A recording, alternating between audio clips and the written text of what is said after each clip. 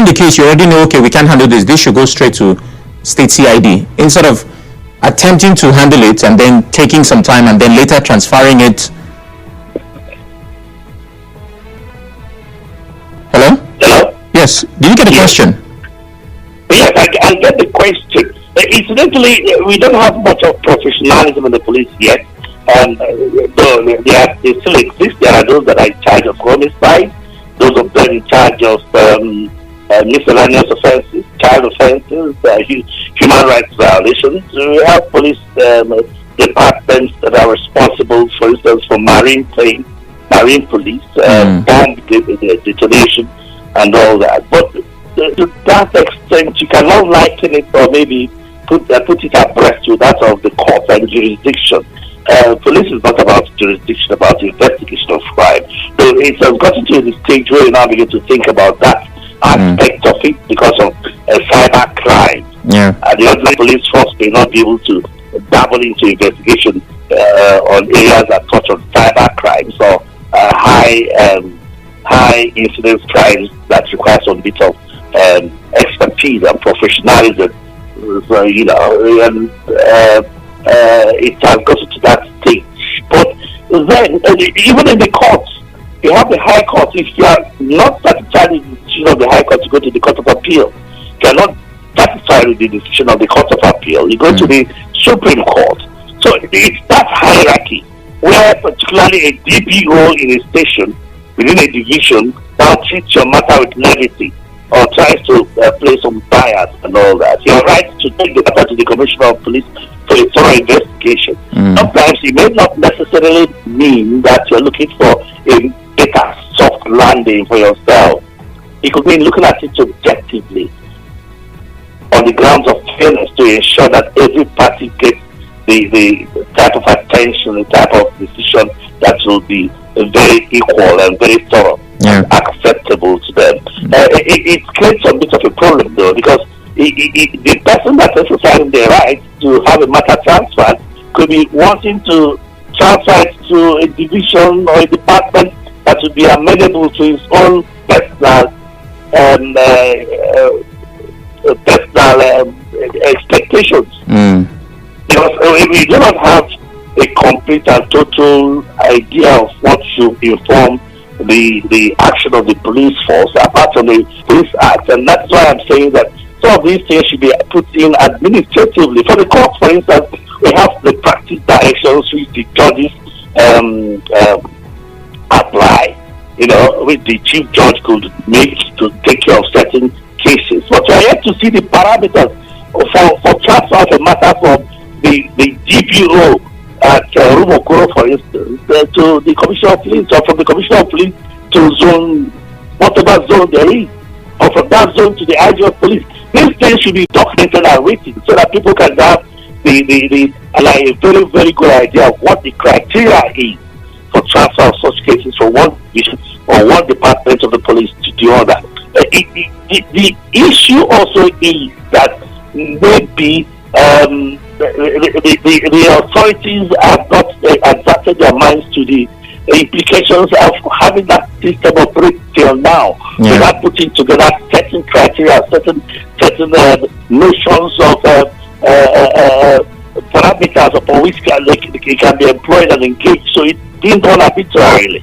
That anybody can just go if you finish with the Commissioner of Police and you're not satisfied with what they did, you just go around and go through your way, go through the maze of police authorities and departments and officials and officers and get the matter taken from there to a particular zone or taken from there to the IG of Police. And when you begin to do this arbitrarily, it creates a lot of problems, because along the line, the police is not 100% in the course of their investigation, and some of these investigations are even questionable, you know. And to the extent that I understand, the police hierarchy has to put together something that we can look at and which is agreeable, which will form the basic requirements, the basic necessities that will justify the transfer of a case from one department or one division to another. Yeah, true. We have a break coming up, so I can't ask you a question with the little time we have. But what I've gotten so far from what you said, which is truly sad, is that the average citizen cannot tell whether or not a case transfer is necessary. You just can't tell. No, there's no way you can tell. Because you don't know the criteria they use, you don't know the parameters, there's nothing written down. You have no idea. This should be the procedure, or this should be form the protocol for such transfer, or this should be the grounds upon which a transfer of that nature can be necessitated.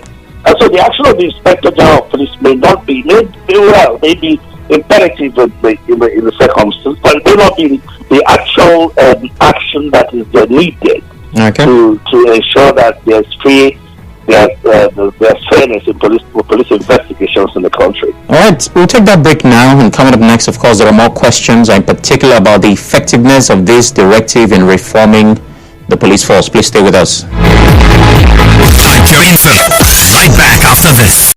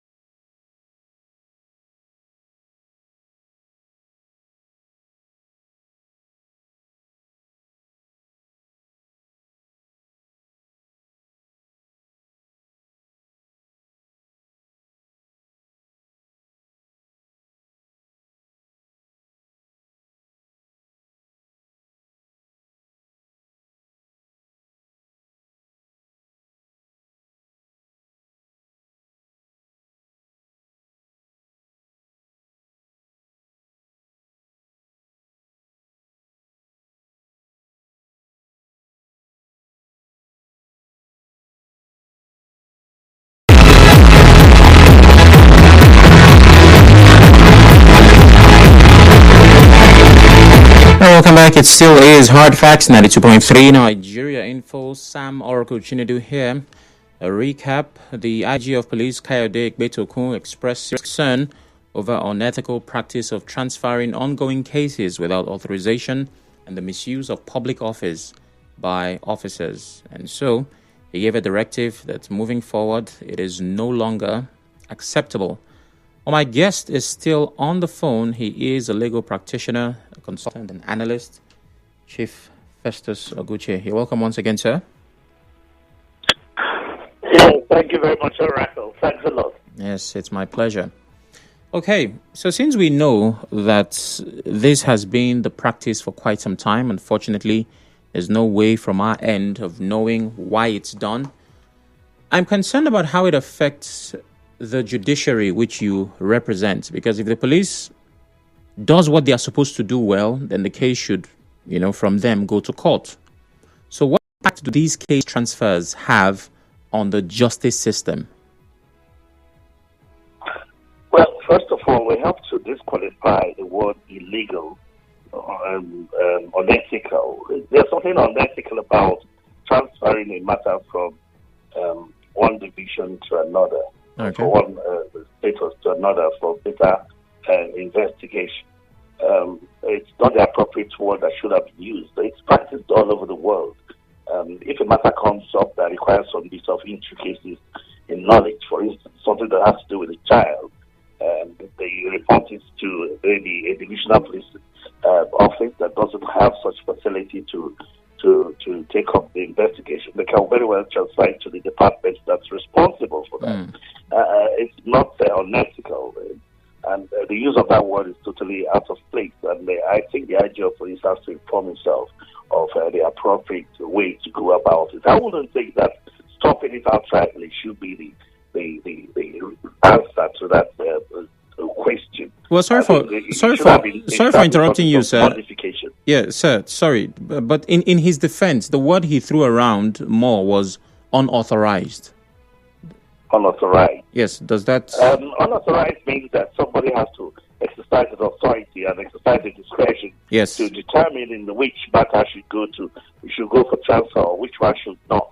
Yeah. And it's even a matter of common sense that what is meant and what I think he should have done is rather than put a total stoppage on that activity of investigation, you ought to have set up a committee to look at the implications of the transfers that have been done so far. Because there are some, it doesn't necessarily mean that all these transfers we have done arbitrarily. There are some that are done very, very well. As a legal practitioner, one that is in active practice, I say that there are circumstances that transfer of cases have been effected in circumstances, in situations that we say are very commendable. Quite commendable. Now, I go to your question, the nitty-gritty of your question, how it applies, how it implies to the judicial system. I'll tell you that whatever investigation the police does, they are the ones that conduct the investigation. They are the ones that look into the issues of crime. Is what the court will look at. The judge cannot go and formulate its own evidence and bring to court to fill up the gaps when the police is wanted in its investigation. There are usually inadequacies, and this one is not just the police alone, but also the EFCC, the ICPC, the anti-corruption bodies, where they do rough-shot jobs, half-hearted jobs, and just charge somebody to court when there's no proven credible evidence, evidential proof to nail the person. And they expect the court to the judge to just sit down and send somebody to prison for years without evidence. And that was actually what informed the position of the former president, Muhammadu Barr, when he said that it's the police, it is the judges that are responsible for the increasing rate of corruption. When you actually go into the nitty-gritty of some of the matters that are charges that are brought to court, you discover that a lot of them are hollow in circumstances that will even require that in Senate lives, in civilized lives, people should be paid damages for that type of persecution. I won't even call it a persecution. When you see that there's literally no evidence, no factual proof to nail somebody, nothing connecting somebody with an offense. In such instances all over the place. So what is important for the court, as far far as I'm concerned, is the level of thoroughness of investigation by these law enforcement bodies, which is very, very important. It makes the work of the judge very easy. That somebody whom you have not found any credible evidence to nail cannot be brought to court. Sometimes they bring some of these people out of sheer vendetta or sheer issues that are neither here nor there, just to get a remand, and they remand people who are innocent in jail. It has become the proof, the fact of our judicial system. So when you begin to look at the entirety of the criminal justice system of this country, you need an overhauling. It's not just the idea of police making such order regarding this. It's something that should involve the justice system. It's something that should involve the courts and other law enforcement agencies. That maybe there should be a holistic run of framework, sort of a framework that could inform how these things are gathered, how evidence should be gathered, weights to be attached to it, when certain evidence may not be necessary to be brought to court, and not putting everything together and pushing the whole thing to the judge. That's the area of finding somebody aside, finding him, discharging him, or acquitting him in circumstances that everybody, the average man on the street, would know that this has been a well-considered decision of the court, which will stand the test of time. You take it to the appellate court to stand, you take it to the Supreme Court to stand. Okay. And finally, sir, I'm concerned about the effectiveness of this directive, not because of the lack of powers of the IG. I mean, he's a top cop in the land. But we have seen other directives from that office flouted by the very same officers in the force. The most popular one is the ban of checkpoints. Every new IG, it's almost like it's the official inaugural address. They always say that, we've heard it from too many IGs. Why did you put it that way? No, because I have had to talk about this, right? And at some point, I literally had to do a research on how many police IGs banned checkpoints. And I noticed it was a pattern. Assuming office, that's one of the first things they say. We're going to ban checkpoints, roadblocks. It will not be this and that. And you and I know that they still very much exist. So, judging by that pattern, how much faith should I have in the effectiveness of this directive, that there will be attention given to unauthorized case transfers? That's a very good question, I would say, Rachel. But the level of faith you repose in that kind of directive is incumbent on the strength of the institutions that we have, particularly the democratic institutions. In Nigeria here, they are so weak, very, very weak. Anybody can pocket anybody, even the judiciary. There's one time people were talking about judicial capture. It sounded like a fairy tale. Some of us came to the reality that it is true. The possibility of some individuals putting the judiciary in their pocket, subject to the judicial system to their own whims and caprices. Quite unfortunate, Oracle. But then I do not think there will be much solved. There will be much value to be attached to the IG system when they have not come up with a possible solution. Like I said, the proper way we ought to have gone about it, and to ensure its effectiveness, was to set up a committee to construct these things on vista, look at how it was in the past, what necessitated its action, what action should be taken. The committee will report to it, looking at all the cases that have been transferred, maybe for the past 2, 3, 4, 5 years, and make recommendations, and make future recommendations for that's how to go about it. We have this character of somebody waking up in the morning and making a policy from his own mind and expecting everybody to follow suit. It doesn't follow like that. Yeah. I'm very sorry, but this is a very proper analogy. When the president at inauguration grounds removed subsidy, you never started anything like that. And it has become the tradition of people in office, those with authority. It's not for the Inspector General of Police. They are dealing with a system. And some of these aspects of the system, whether it's the law enforcement system, the judicial system, every other system you can think of, they are complicated. And you look at it beyond the veneer of the attributes of that system into the practical working of the system itself. So it's not something the IG wakes up in the morning and says, this is, I expect the policy to be implemented immediately, to the letter of whatever it takes. I'm sorry they did not put it into writing. Whether I put it into writing or not, there are certain procedures that should be put if you want certain effective measures to be put in place or to be implemented to ensure that everybody falls in line with that order. Not the manner he brought it out. He should have set up a committee. The committee will look at it, look at the recommendations, probably find one or two persons guilty of a particular action or inactivity and then punish them and get everybody. And that's the only way you can ensure that this thing can be effectively delivered on the altar of implementation, and not by just issuing wishy-washy orders from nowhere. Okay. I know I said finally with the previous question, but another has come up, and I promise this is the last one. Okay. Is this okay at the level of policy, or does it require an amendment of the Police Act? Does it have to go all the way up there? You see, that's why I stated, that's a very intelligent question, by the way, Oracle. That's why I stated initially, I gave example of the courts where judges, the chief judges, the chief justice, they can make practice directions, which is probably an addition, an addendum to the rules of court, the prevailing rules that we as lawyers and the courts and the litigants know and understand. The chief judge could come with other further directives and say this is how this was.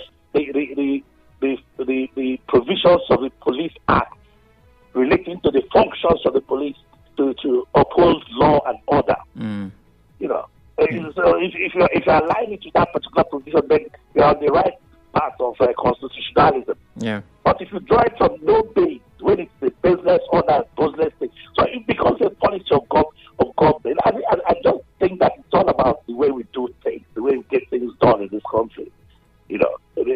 Because if the IG of police is very concerned about that aspect of policing, all he needed to have done is to invoke his powers under the Police Act, constitute a committee, bring that committee under the provisions of the Police Act, specifically the functions of the police, furtherance to that particular provision, and make the relevant policies that you want, which will now be implemented by the later at all divisions and police formations across the length and breadth of this country. Okay. Yes. Well, that sounds like a better plan. Thank you very much, Oguche, for your time. It's always a pleasure sharing time and space with you. We appreciate it. Have yourself a wonderful day, sir. Thank you, Oracle, for your hard-hitting questions. Thanks a lot. Well, I have to get prepared to come to your show. Thank you. Thank you. Anyway. All right. So there you have it. A legal practitioner has spoken that there are better ways to go about this. But what you and I know for now is that the IG has warned against unauthorized case transfers through the ranks of the police force. Well, my question for you is, have you ever had an experience where a case was unnecessarily, in your opinion, by the way, unnecessarily transferred or delayed by the police? We've heard stories and cases where someone says, oh, my brother has this case, and oh, they've transferred it to State CID. Oh, it's now in Abuja. Have you had that experience? And what's your take on the IG's directive? 0817-923-0002, 0817-923-0003. Please turn off your radio as you call. Hello, good evening. Hello. All right, when you're ready, please call back. Over to WhatsApp. In Nigeria, it's common for police officers to transfer cases from one station to another or even across state lines. However, this is often done for the wrong reasons, to serve the interest of those with influence or power. The tactic is frequently used to intimidate victims, perpetuating a cycle of corruption. Unfortunately, individuals with wealth and connections can manipulate both the police and justice system to do their bidding. Ironically, police officers sometimes exhibit more aggressive behavior than the individuals they are supposed to be arresting. This undermines the integrity of the justice system and erodes public trust. Merdick from Chansamadi. When I started this message, I was almost certain it was Merdick. Thank you very much, Merdick. Jude calls from Amuma. Hello, Jude.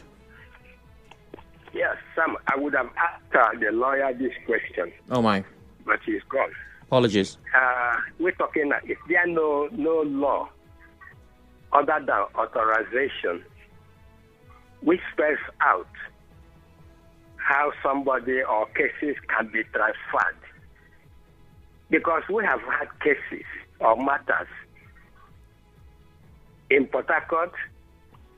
Someone from Abuja will give authorization from Abuja. Go to Port Harcourt, arrest Jude Obani, bring him to Abuja. Cases like that. They'll come here, arrest me, put me in Kuje prison, take me to magistrate court, and all that. Probably after torturing me, they release me without anything. It's just an authorization. Don't we have law that we spell out how I can be arrested in Port Harcourt and transferred to Abuja, other than authorization? Well, Mr. Jude, to the best of my knowledge and ability, and I'm not answering as a legal practitioner, of course I'm not. What you have described is illegal arrest, right? So from the point of arrest, there already is a problem. This conversation, even though it's still along this line, but it's way deeper, is a transfer of a case. So there's a case already against you, right? You're arrested in Port Harcourt for possibly an alleged offense. And now they say, you know what? Port Harcourt is not good enough to judge this case, or this division or unit cannot handle it. So we transfer your already existing case to a unit that is more suited to handle the investigation. That's very different from someone ordering your arrest illegally. Do you understand? Well, I do. Sam, I'm only hinging my argument on authorization. Yes, I agree. It definitely applies. Because we have the big shots in the police, most of them in Abuja. He gives that authorization. Go to Port Harcourt and pick up this guy. Anyway, that's where we find ourselves anyway. I don't know. Well, thank you for asking. It does happen, of course. He said those with power and influence that can definitely bend law enforcement agents have been known to do things like this. It's truly sad, and that's why we need to fix it. Muriel calls from Okrika. Hello, Muriel. Good evening. Thank you, Jude. Good evening. It's Sam. It is Sam. Listen, I will transfer your case. You understand? It's Sam. Okay, Sam. Oh, my goodness. My goodness. Please go ahead. All right, Sam. I think the commissioner should not just make a blanket statement. The IG. Just a mere statement. I support Grandpa when he said there should be a law, backing it. It is so unnecessary and so unfair that sometimes when, especially with politicians, honestly, when they are they have power at the top, they want their cases and their friends' cases to be transferred there, where they will easily, judgment and a case can be easily changed in their favor. And it is so wrong. So the commissioner is a good one, this statement, but there should be something to back it up. Otherwise, it's just a blanket statement, just a mere wish, that those at the top may or may not grant. And it's also unfortunate. Thank you, Sam. Thank you very much, Muriel. Okonkwo calls from Rumokuta. Hello, Okonkwo. Good evening. Good evening. Good evening. I want to refer to a student that lost her life. No, that's not the conversation for this hour. We're done with that. That was in the previous hour. Okay, let me go directly to the issue of police. Okay. You know that globally, that's what we call military rule of engagement. That has to do with the norms, the practices of how military men are to handle their services and work to the public. But coming to our class, you discover that it is not done that way.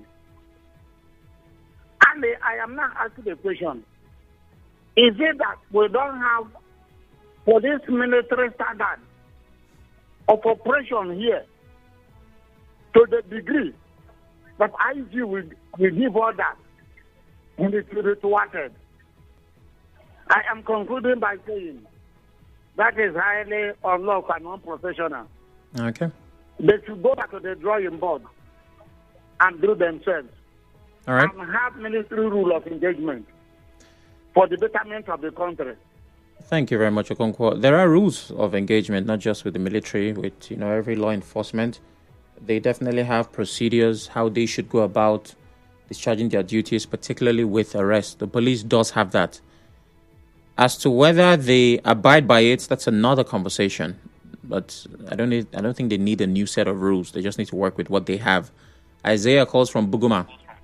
Good evening. Yes, Oracle. Good evening. I greet you this evening. You see, Oracle, illegality has been allowed to be perpetrated for this long decade that we find ourselves in this justice and transfer of cases. How can you tell me that a matter that is within the jurisdiction of a state, before you know, authority, power that be at the center, Aso Rock would drag it. Somebody claiming to be among the presidents. Does it have to be Aso Rock, Isaiah? Why Aso Rock? Why are you going up that high? No. That is what it seems. That is what this. It has been happening all. Okay, if it's not a case study, why should it be a matter of interest or an issue of discourse? Because it is illegality that has been allowed to reign for this long. You understand? You have a geographical location where a matter is resides. The next thing you see, they now take it. That is okay. Now look at all the political issues in the state. You can see that what we are discussing now is partly connected to all the legal issues. Somebody in Abuja will be saying that this matter, where the matter is founded. Somebody in Abuja is telling you that that matter there, the court there do not have powers or jurisdiction over that case. It okay, Isaiah. Move to Abuja. Thank you very much. I think we don't need to operate like that. I'm officially out of time. Thank you very much for sharing your thoughts. We're seconds away from wrapping up. Well, the idea behind these conversations is for the purpose of development. And that means if we shed light on darkness, then light will, of course, overcome the darkness.